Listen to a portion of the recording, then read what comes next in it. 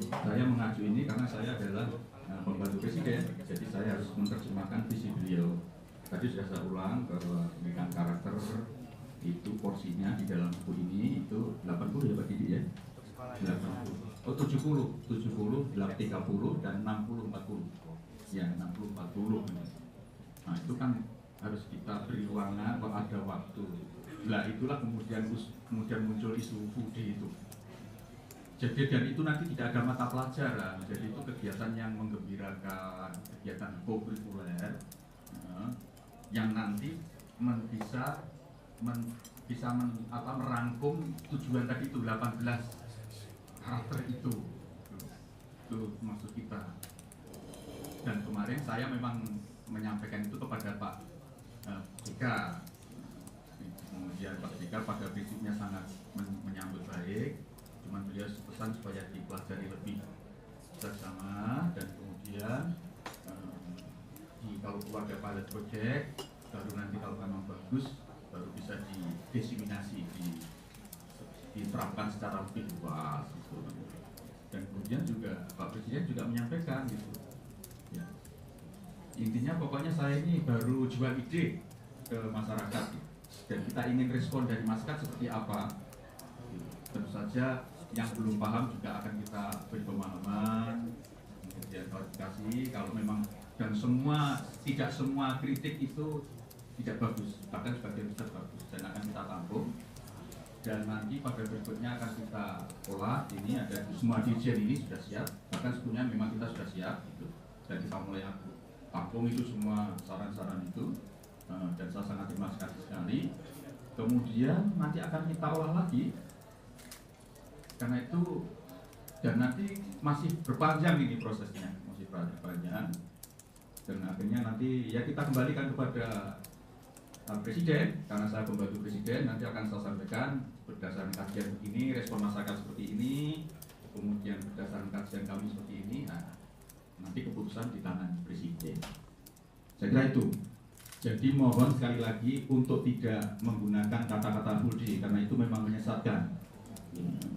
Jadi sebetulnya ini adalah kegiatan tambahan kegiatan kokurikuler di sekolah, bahwa ada berbagai macam reasoning, termasuk nanti anaknya bisa jemput, bapaknya, orang tua bisa jemput, itu kan ilustrasi aja. Itu kan kalau di kota, kalau di kampung kan nggak perlu anak jalan sendiri, pulang sendiri itu.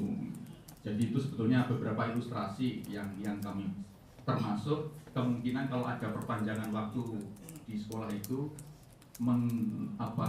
membatasi atau mempersempit ruang waktu di mana sekolah itu sudah tidak bertanggung jawab kepada anak itu, tapi keluarga juga belum untuk siap untuk menerimanya. Dan ini anak di mana? Dan inilah peluang kemudian pengaruh-pengaruh buruk kepada anak. Gitu. Dan saya sebetulnya kemarin saya ingin sekolah itu menjadi rumah kedua untuk anak-anak. Gitu. Setelah rumahnya sendiri itu rumahnya adalah sekolah.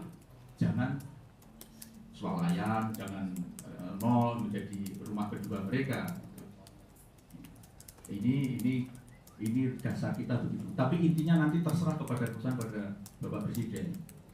Jadi kalau memang ini sudah saya kaji secara menyeluruh dan nanti kami juga memberikan pemahaman secara lebih baik kepada masyarakat.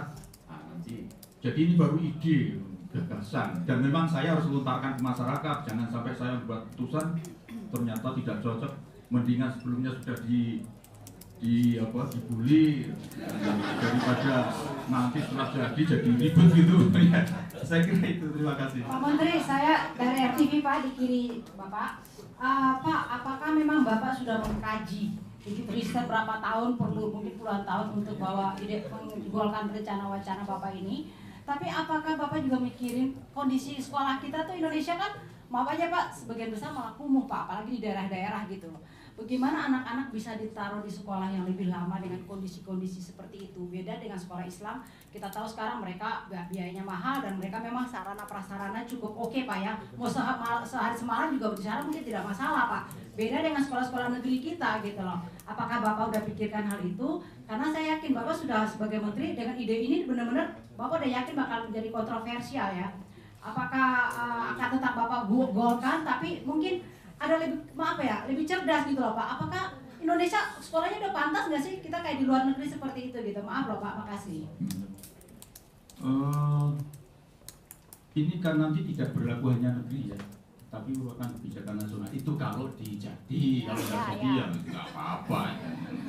Jadi kemudian kita juga sangat paham memang kondisi sekolah itu beragam, dan itu Pak Dirjen Dikdasmen sudah memetakan, bahkan nanti mana, dan ini kan juga bisa bertahap nanti mana yang sudah siap, mana yang belum siap, itu sudah dipetakan. Nanti Pak Dirjen bisa memberi keterangan lebih lanjut, termasuk nanti itu juga sekali lagi kalau nanti dipersetujui Pak Presiden, kami akan memperkuat fungsi dan peran komite gotong royong sekolah, yang selama ini kurang berfungsi karena ada larangan untuk menggali dana dari masyarakat, gitu, menggali dana dari masyarakat.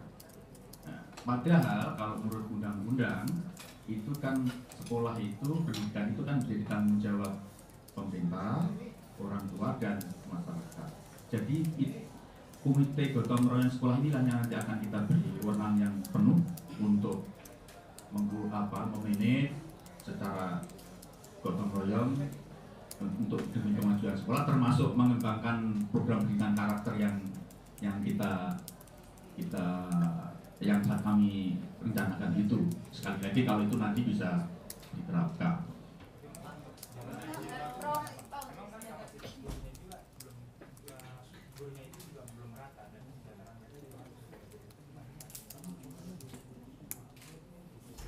Ya makanya tadi saya bilang itu masih perlu perencanaan cermat, termasuk menyiapkan guru.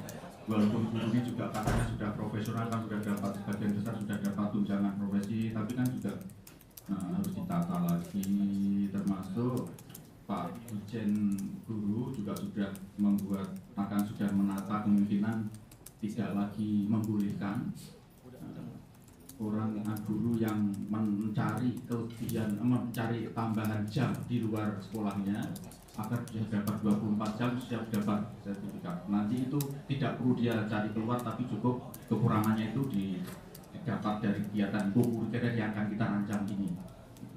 Oke.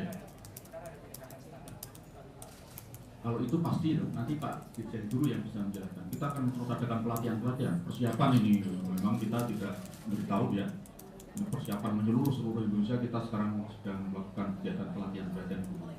Pak Menteri, rencana kebijakan Pak Menteri sudah dipetisi Pak oleh Bapak Diki, orang tua wali murid, dan sudah ada 10.000 penandatangannya Pak di ceng.org Pak. Itu tanggapannya menurut Bapak gimana? Karena di dalam petisi ini disebutkan bahwasanya full day itu mengantarkan anak ke pabrik gitu Pak, pagi dan paruh, dan tidak ada waktu bersama keluarga dan sebagainya Pak. Iya. Tentu saja tadi ini kan masih sosialisasi ya, mengenalkan gagasan, kita ingin dapat masukan. Saya justru kalau ada orang yang baru diberitahu kok langsung terima malah curiga. Mereka kan harus kritis dulu, itu berarti tanda masyarakat kritis, masyarakat bagus. Nanti cek dulu. Dan saya juga senang kalau nanti ide itu diuji betul, ya, sehingga nanti betul-betul matang. Gitu. Jadi kalau saya kalau nggak punya beban itu, apalagi 10.000 gitu, 100.000 pun nggak apa-apa gitu. Wah ini memang baru dilontarkan kok, baru ide katanya.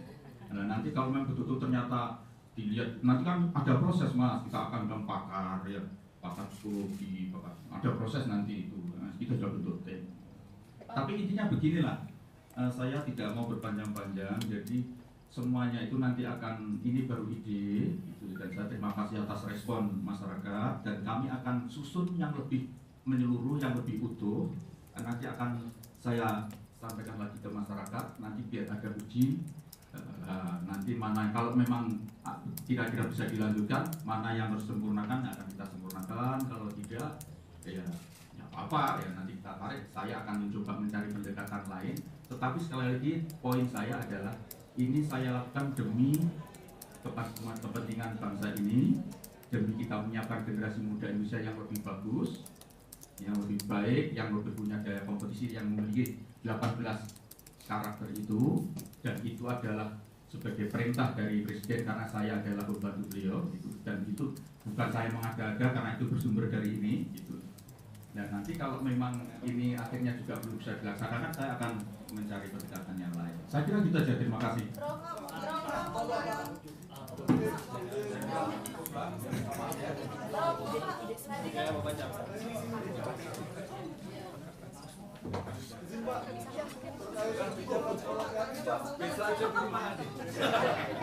Pak, izin Pak, bentar Pak. Dijawab kembali tentang kebijakan sekolah gratis. Ya Pak, sekolah gratis Pak. Bagaimana Pak itu Pak? Sekolah gratis mau dihapusin Pak. Benar Pak. Lain Pak, terakhir Pak. Terakhir Pak, sekolah gratis Pak. Gratis. Kita kalau ini terakhir Pak. Ya, begini ya. Jadi pakai mic Pak. Jadi sebetulnya saya tidak tahu apa ini nanti mau ditulis yang lebih cermat ya. Sekolah gratis itu sebetulnya perlu kita lihat dalam konteks yang lebih netral. Maksud saya, menurut undang-undang tadi saya sebut bahwa tanggung jawab pendidikan itu adalah berada di tangan pemerintah, orang tua, dan masyarakat. Yang kalau di dalam konsepnya disebut manajemen berbasis sekolah dan partisipasi masyarakat. Jadi kalau ada masyarakat ingin berpartisipasi, termasuk partisipasi finansial, maka itu harus diakomodasi. Kalau kita tolak berarti malah menyalahi undang-undang. Dan itulah yang akan kita beri ruangan. Dalam bentuk apa? Kita akan bentuk namanya komite sekolah itu, yang sekarang sudah ada. Kalau saya boleh menyebut komite gotong royong biar lebih konkret lah, bahwa itu tempat untuk bergotong royong membangun sekolah. Termasuk dia punya otoritas untuk mengatur bagaimana masa depan sekolah itu, bagaimana bisa lebih kompetisi, lebih berdaya saing, muridnya bisa lebih disiplin dan seterusnya. Termasuk bagaimana nanti mereka ikut mengelola program tambahan pendidikan karakter itu. Itu ya, saya kira cukup. Oke Pak. Terima kasih Pak. Terima kasih Pak.